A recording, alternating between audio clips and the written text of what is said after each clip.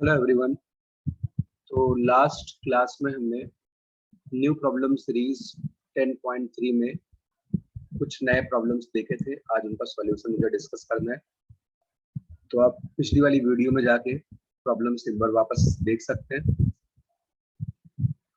तो यहाँ पे फर्स्ट प्रॉब्लम देखते हैं। इसमें कुछ ऐसा दिया हुआ है, if tangents are drawn to parabola y square equal to 16x। तो y square equal to 16x कोई पैराबोला है और उस पे हमें टेंजेंट्स बनाने हैं। ये y square equal to 16x वाला पैराबोला हो गया।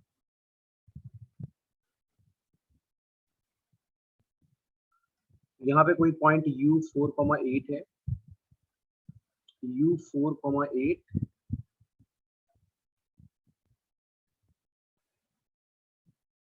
इसका v पॉइंट है, दैट इज 1,4।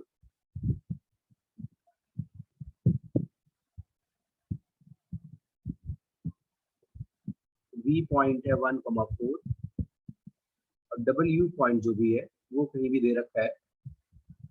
पहले इन पॉइंट्स पे टेंजेंट बना देता हूं मैं। तो u पॉइंट का टेंजेंट कुछ ऐसा बनेगा, टेंजेंट एट पॉइंट u। और v पॉइंट पे भी मैं टेंजेंट लाइन बना देता हूँ। तो v पॉइंट की टेंजेंट लाइन कुछ ऐसी।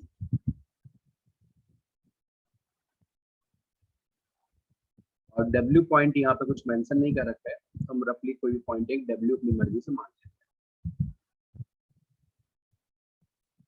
तो यहाँ कहीं पे मान लेते हैं कुछ इस प्लेस पे w पॉइंट।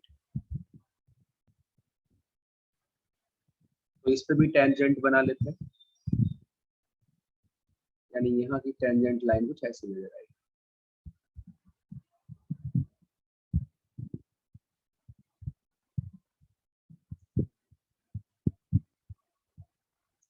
तो यहाँ पे जो भी आपने इन पॉइंट u v w पे टेंजेंट्स बनाए हैं वो p q r पे कट कर रहे हैं। तो सपोज ये वाला पॉइंट p है, सबका नाम रख लेते हैं। ये पॉइंट q है और अगला पॉइंट अपने पास r, ये पॉइंट r। इन का h is ortho centre of triangle PQR। PQR triangle का ऑर्थो सेंटर जो भी है वो h है। अभी मैं एक नया फिगर बना लूंगा, पहले थोड़ा सा इस प्रॉब्लम को मैं समझा दूं। And x y z are middle points of h q h and r h respectively, then what will be radius of circumcircle of triangle x y z?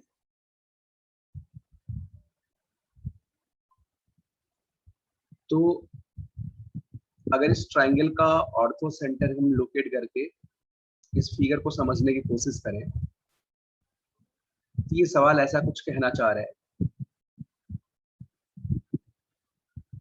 ये अपने पास ट्रायंगल PQR है,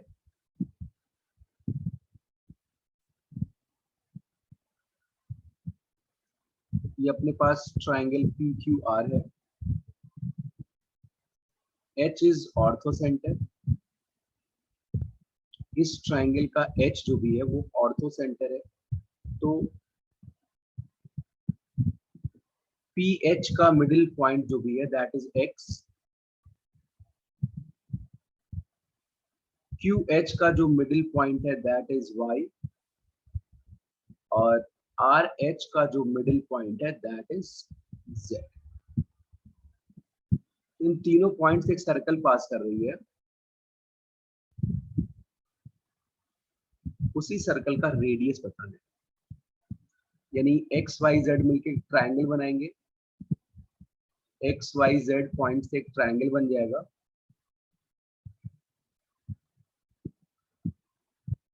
और इस ट्रायंगल का जो सरकम सर्कल है इसके radius की बात की गई है। बिल्कुल रफ पिक्चर बना रहा हूं। तो पता है ये जो सर्कल मैंने बना रखा है, ये क्योंकि रफली मैंने प्लॉट कर रखा है, ये सर्कल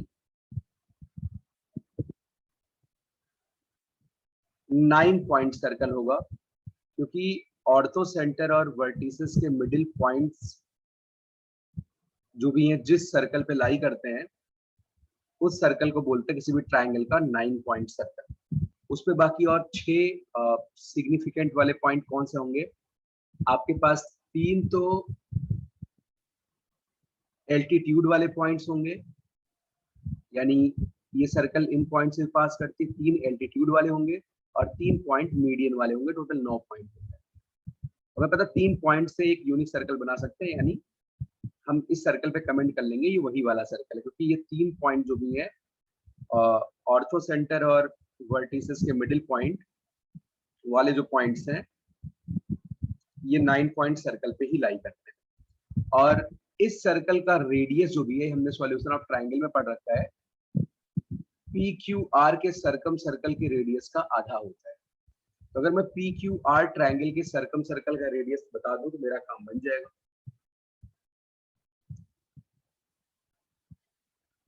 तो पता है एक इंटरेस्टिंग प्रॉपर्टी पैराबोला की आती है, प्रॉपर्टी आप एसएल लोनी वगैरह में देख सकते हैं कि जो ट्राइंगल पी क्यू आर है, जो ट्राइंगल पी क्यू आर है उसका सर्कम सर्कल पैराबोला के फोकस से पास करेगा। कहां से पास करेगा? पैराबोला के फोकस से पास करेगा। तो आप कोऑर्डिनेट वाइज पी का कोऑर्डिनेट इक्वेशन लिख के फाइंड आउट कर सकते हैं। क्यू और आर का नहीं बता पाएंगे, डब्ल्यू का कोऑर्डिनेट नहीं पता है। आपको ये पॉइंट पता चल गया है क्योंकि पी क्यू आर से पास करने वाला सर्कल 4,0 से भी जाएगा। एक और इंटरेस्टिंग पॉइंट गिवन है 0,4। एक और इंटरेस्टिंग पॉइंट गिवन है, ये सर्कल 0,4 से भी पास करता है। ये जो भी सर्कल है वो इन सारे पॉइंट जा रहा है, इससे भी जा रहा है और 0,4 से भी पास कर रहा है। यानी अब मुझे केवल P का कोऑर्डिनेट लिखना है और एक बार पी क्यू आर के सर्कम सर्कल का रेडियस मिल गया, उसी का आधा करते ही ट्राइंगल एक्स वाई जेड के सर्कम सर्कल का रेडियस मिल जाएगा। तो P का कोऑर्डिनेट कैसे लिखेंगे? 4,8 पे फटाफट टेंजेंट का इक्वेशन लिख लेते हैं। तो y1 y into 8 equal to 16x plus x1/2 यानी 8x प्लस 4। तो y की वैल्यू आएगी x प्लस 4 के बराबर। इसी प्रकार अगर तुम 1,4 पे टेंजेंट का इक्वेशन लिखोगे तो y1 y into 4 equals 8x plus 1 यानी y equal to 2x plus 2। ये अपने पास दूसरा इक्वेशन है। तो आप सेकंड में से फर्स्ट को माइनस करेंगे, जब फ्रॉम सेकंड माइनस फर्स्ट,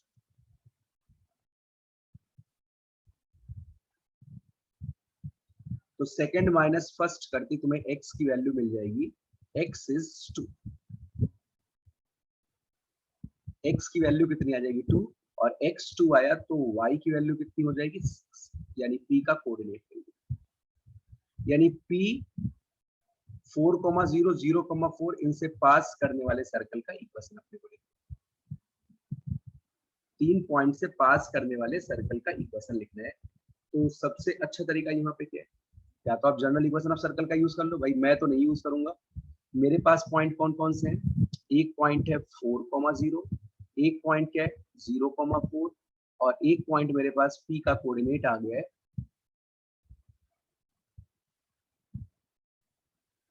2,6।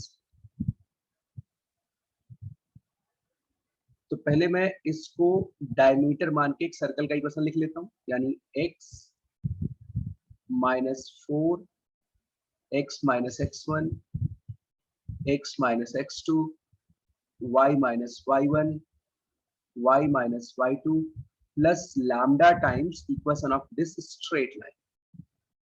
तो इस लाइन का इक्वेशन आप इंटरसेप्ट फॉर्म से बहुत आसानी से लिख पाएंगे, x upon 4 plus y upon 4 equal to 1 यानी x plus y minus 4 equal to 0 आता। तो यहाँ पे लिख लीजिए x plus y minus 4 equal to 0। अब ये सर्कल और किस पॉइंट से पास कर रहा है? 2,6 से। तो आप 2,6 यहाँ पे पुट कर दीजिए। x इक्वल टू 2 आप पुट करेंगे तो 2 minus 4 minus 2 into 2 minus 4 plus 6 आप यहाँ पुट करेंगे तो 6 2 12 plus lambda times 8 minus 4 equals 0। तो यहाँ पे आ जाएगा 8 प्लस लैम्डा टाइम्स 4 इक्वल्स 0, यानी लैम्डा की वैल्यू आ गई -2। लैम्डा की वैल्यू -2 पुट करती हमें सर्कल का इक्वेशन नजर आएगा एक्स स्क्वायर माइनस 4x, मैंने इसको मल्टीप्लाई कर लिया, plus y square minus 4y plus 2x plus 2y minus 8 plus 2x plus 2y minus 8 equal to 0। यानी यहाँ पे आएगा x square plus y square minus 2x minus 2y minus 8 equal to 0। अब आप इस सर्कल का रेडियस लिखना चाहते हैं, इस सर्कल का रेडियस आप बहुत आसानी से लिख पाएंगे। Radius of this circle is under root G square plus F square minus C, यानी 8, यानी कितना आ गया स्क्वायर रूट ऑफ 10। तो यानी एक्स वाई जेड जो ट्राइंगल था उसके सर्कम सर्कल का रेडियस कितना होगा, अंडर रूट 10 डिवाइडेड बाई 2। अच्छा, यहाँ पे मुझे एक्सप्लेन करने में केवल समय लग गया, बाकी आप इन सभी क्वेश्चंस को बहुत जल्दी लिख सकते थे, आपको रिजल्ट याद है तो आप बहुत जल्दी से इस प्रॉब्लम को सॉल्व कर सकते थे। हम अगले प्रॉब्लम को देखते हैं। अगला प्रॉब्लम और भी ब्यूटीफुल क्वेश्चन है। इसमें दिया गया है if from every point T x comma y, if from every point T x comma y we can draw exactly two normals to parabola y square equal to 9x. Then what will be total number of point of intersection of tx y equal to 0 and modulus y equal to कुछ graph दे रखा है, ठीक, कुछ function दे रखा है। तो सबसे पहले वो कर्व तुम्हें ढूंढना पड़ेगा जिसके किसी भी पॉइंट से हम पैराबोला पे एग्जैक्टली दो नॉर्मल बना पाए। देखो, अगर मैं यहाँ पे बिल्कुल जनरल केस की बात करूँ, ये रिजल्ट वैसे सबको याद रखना चाहिए। आप एसएल लोनी में ये रिजल्ट देख सकते हैं। उसमें इसका आई थिंक रिजल्ट नहीं है, ये अनसॉल्व्ड प्रॉब्लम है, आपको डेराइव खुद ही करना पड़ेगा। तो अगर आपके पास कोई भी parabola y square equal to 4ax है, ये आपके पास पैराबोला है, y square equal to 4ax। तो जब हम कंडीशन निकालते हैं, ऐसी कंडीशन या वो रीजन अगर हमें इंडिकेट करना हो कि जहां से पैराबोला पे 3 नॉर्मल बना पाए, 2 बना पाए, 1 बना पाए, तो कंडीशन हम ऐसे कुछ लिखते हैं, y square is less than equal to 4/27a x minus 2a का होल क्यूब। ये कंडीशन आती है। अगर आप इस कर्व को प्लॉट करते हैं, बेसिकली इस कर्व को, इक्वालिटी वाले कर्व को, मैं मान लेता हूं अभी a पॉजिटिव है, जो मैंने डायग्राम बना रखा भाई इसके अकॉर्डिंग तो a पॉजिटिव है ही है, तो मैं इक्वालिटी वाला केस लेते हुए मैं ग्राफ बनाने की कोशिश करता हूँ, ग्राफ इसका प्लॉट करता हूँ। तो आज के बाद आप ये तुरंत लोकेट कर पाओगे किस रीजन का पॉइंट लेंगे कि पैराबोला पे 2 नॉर्मल बनेगा, 3 बनेगा, 1 बनेगा। तो यानी भाई ये ग्राफ जो भी बनेगा वाई एक्सिस के अबाउट सिमेट्रिकल होगा, ये ऐसा कुछ ग्राफ बनेगा।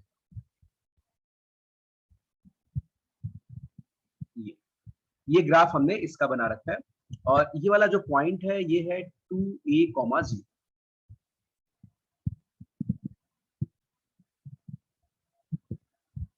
अब यहाँ पे अगर हम जोन की बात करें तो ये वाली कंडीशन कब सेटिस्फाई हो पाएगी कि भाई वाई स्क्वायर जो भी है वो less than 4/27 ax minus 2a का क्यूब है। ये फर्स्ट रीजन है। यही वो रीजन है जिसमें आप कोई भी पॉइंट लेंगे वो इस इनइक्वालिटी को सेटिस्फाई करेगा और पैराबोला पे 3 अलग अलग नॉर्मल बनेंगे। और जब आप इक्वालिटी वाले केस की बात करेंगे, इसमें 2 नॉर्मल रिपीटेड आएंगे, यानी ये बाउंड्री वाला केस है। जब भी आप इस कर्व की बाउंड्री पे कोई भी पॉइंट कंसीडर करेंगे, इन पॉइंट से पैराबोला पे आप 2 नॉर्मल केवल बना सकते हैं। यानी जो प्रॉब्लम दे रखा है बेहद आसान क्वेश्चन है, आप वो कर्व तुरंत बता देंगे इस पैराबोला को देखते ही जिससे आप 2 नॉर्मल बना पा रहे हैं। तो वो कर्व क्या आ जाएगा, Y square equal to 4/27a की वैल्यू कितनी है, क्योंकि मैंने पैराबोला लिया y square equal to 9x, y square equal to 9x parabola question में दिया हुआ है। यानी 4/27, ए की वैल्यू कितनी होगी 9 divided by 4, 9 divided by 4, x minus 2a, x minus 2a यानी 9/2 का क्यूब। ये अपने पास वो कर्व आ गया जिससे आप दो नॉर्मल बना सकते हैं, और इसका ग्राफ ऐसा ही बनेगा, राइट। ग्राफ में कोई फर्क तो पड़ने वाला नहीं है, तो पहले इस कर्व का ग्राफ बना लेते हैं, तभी नंबर आप सॉल्यूशन निकाल पाएंगे। यानी जिसको ये कंडीशन याद है उसी के लिए सवाल 2, 3, 4 लाइन का हो सकता है, नहीं तो नहीं हो पाएगा। तो भाई यहाँ पे नहीं, फिर उसको नॉर्मल जाके कंडीशन पहले डेराइव करनी पड़ेगी। यानी ये वाला ग्राफ कुछ ऐसा बन जाएगा,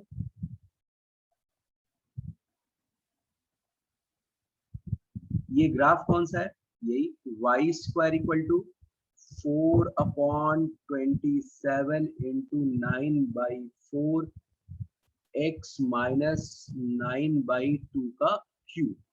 अब जो अगला फंक्शन दे रखा है भाई उसका ग्राफ तो मैं एक्सप्लेन नहीं करूंगा, बहुत आसान सी बात है। तो ये है modulus y equal to box x, और जो भी एडवांस की तैयारी कर रहे हैं उनको छोटे मोटे ग्राफ तो पता होने चाहिए। फ्रैक्शनल पार्ट ऑफ x, जैसे आपकी मदद में कर देता हूँ, मुझे पता है ये ग्राफ जो भी है x एक्सिस के अबाउट सिमेट्रिकल होगा। पहले आप 0 से 1 का इंटरवल लेते हुए ग्राफ को बना लो, तो रूट x बनाना होगा, ठीक है। और उसके बाद ग्राफ को 1 यूनिट आप अपवर्ड शिफ्ट करते जाएंगे और फॉरवर्ड भी शिफ्ट करते जाएंगे। ये y equal to root x है, जब x को 1 से 2 में लेंगे तो यहाँ रूट x माइनस 1 बनेगा, प्लस 1 आएगा, यानी इसी ग्राफ को 1 यूनिट आगे शिफ्ट करो, फिर 1 यूनिट अपवर्ड शिफ्ट कर दो, ये ग्राफ ऐसा बन जाएगा, ये ऐसे बनता जाएगा।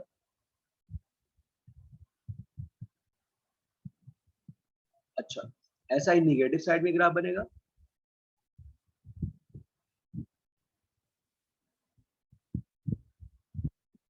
और अब इसी ग्राफ का हम क्या करेंगे, एक्स एक्सिस पर रिफ्लेक्शन लेंगे।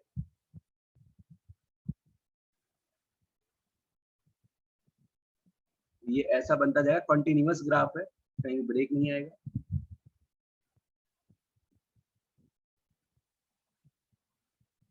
आप देख सकते हैं ये कुछ ऐसा ग्राफ बनेगा।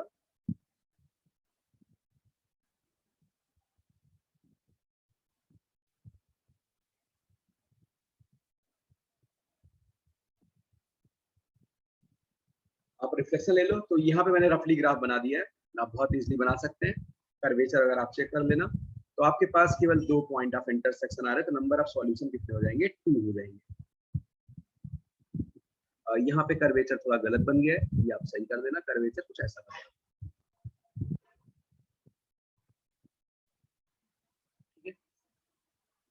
बेसिकली किसी को दिक्कत हो क्या करेगा, यहाँ पे केसेस बनाएगा, पहले x को 0 से 1 के बीच में आप कंसिडर कर लो, तो ऐसे केस में fractional part x root x हो जाएगा, यानी modulus y equal to basically तुम्हें रूट x प्लॉट करना है, और जब आप x को 1 से 2 के बीच में करेंगे then it will be modulus y equal to 1 plus square root of x minus 1। Similarly 2 से 3 के लिए आप करेंगे, -1 से 0 के लिए करेंगे और ग्राफ आप प्लॉट करेंगे, राइट। आगे चलते हैं, लास्ट वाला प्रॉब्लम, उसमें दिया हुआ है भाई कि if chords of parabola y square equal to 4x which passes through fixed point AB have length 4 square root 1 plus m square upon m square, जहां पे m क्या है, स्लोप है, इसमें मेंशन नहीं किया, आपको मान के चलना है, वैसे मैंने बता दिया था क्वेश्चन में। Then a square plus b square will be, देखो आपको किसी भी कॉर्ड का स्लोप फॉर्म में, मान लो मैं आपसे कहता हूँ मेरे पास कोई भी पैराबोला है और कोई भी लाइन y बराबर mx प्लस c, ये पैराबोला है, y square equal to 4ax, और इस पे कोई भी line y equal to mx plus c मान लेते हैं, ए बी लेंथ का एक कॉर्ड कट कर रही है, तो इस कॉर्ड का लेंथ में पता करना है, ठीक है। तो इस कॉर्ड का जो लेंथ होता है L A B, that will be 4/m square under root. अच्छा, अगर आपको ये कंडीशन पता है तो आपको टेंजेंसी कंडीशन, बाकी सारी कंडीशन यहाँ से मिल जाएगी। तो मेरा हाईली रिकमेंडेड अप्रोच होता है कि पैराबोला, हाइपरबोला, एलिप्स में आप लेंथ ऑफ कॉर्ड याद रखें, कई जगहों पे इससे मदद मिलती है। अब पैराबोला हमने क्या ले रखा है, y square equal to 4x ले रखा है, a की वैल्यू 1 हो गई। और लेंथ ऑफ कॉर्ड दिया गया 4, तो काफी सोच समझ के दिया गया डेटा है। मैंने इस सवाल को बनाते वक्त बहुत सारी बातों का ध्यान रखा था। 4√1 + m² upon m² equal to क्या होगा 4/m²। a की वैल्यू सिंपली 1 है, तो 1 - cm √1 + m²। आप देख सकते हैं ये सब कट जाएंगे, तो यहां से मिलेगा √1 - cm इक्वल टू 1, राइट। आगे चलते हैं, यानी यहाँ से अगर आप स्क्वायरिंग करेंगे तो cm की वैल्यू 0 हो जाएगी, but m can not be 0, नहीं तो लेंथ वगैरह डिफाइन नहीं होगा, तो c 0 हो जाएगा। यानी जो लाइन है वो ओरिजिन से पास करेगी, तो लाइन क्या बन जाएगी y = mx। और ये लाइन कहाँ से पास कर रही है, या फैमिली ऑफ लाइन के कंसेप्ट से भी कर सकते हैं। m तो 0 है नहीं, इक्वल टू 0, यानी x 0 होगा और y 0 होगा, तो फिक्स पॉइंट 0 0 आ गया। a² + b² कितना होगा 0। इस वीडियो में इतना ही। Thank you.